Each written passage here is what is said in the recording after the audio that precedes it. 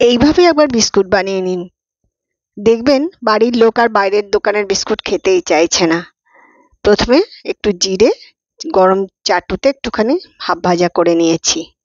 এরপর 2.5 চামচ মতো বাটার নিয়েছি আর এই 70 গ্রামের মতন গুঁড়ো চিনি।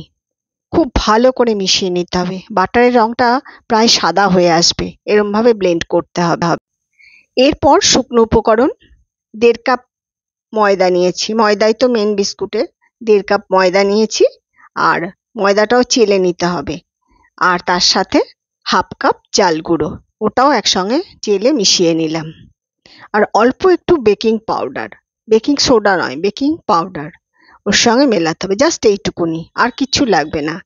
আর নুন দিতে পারেন যদি আনসল্টেড বাটার হয়, আর না হলে সল্টেড বাটার হলে নুনের প্রয়োজন নেই। আমার বাটার যেহেতু সল্টেড ছিল তাই আমি নুন দিইনি। আর ওই যে জিরেগুলো স্যালো ফ্রাই করে রেখেছিলাম ওটাও দিয়ে দিলাম।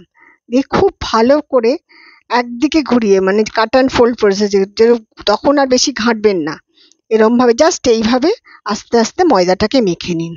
একদম মিহি করে মাখবেন না, জাস্ট একটু পাপ পাপ থাকবে ওরকম ভাবে ময়দাটা মেখে নেবেন। নিয়ে ফ্রিজে 10 মিনিটের মতো 15 মিনিটের মতো রেখে দিন।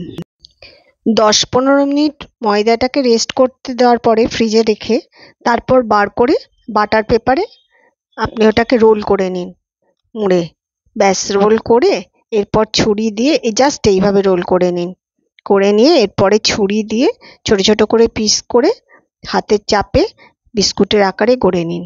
ঠিক এইভাবে কাটুন, একদম সমান মাপে কাটতে হবে। কেটে ব্যাস এরপরে মাইক্রোওভেনে দিয়ে দিন। আর যেটুকুনি কড়াইতে দেবেন সেইটুকুনি একটা চাটুর ওপরে বা এরকম কিছুর ওপরে আপনি কড়াইতে দিয়ে দিন। তারপরে মিনিট 30 বাদে বিস্কুট নামিয়ে ফেলুন। ভীষণ টেস্টি হয়, একবার বানিয়ে তো দেখুন।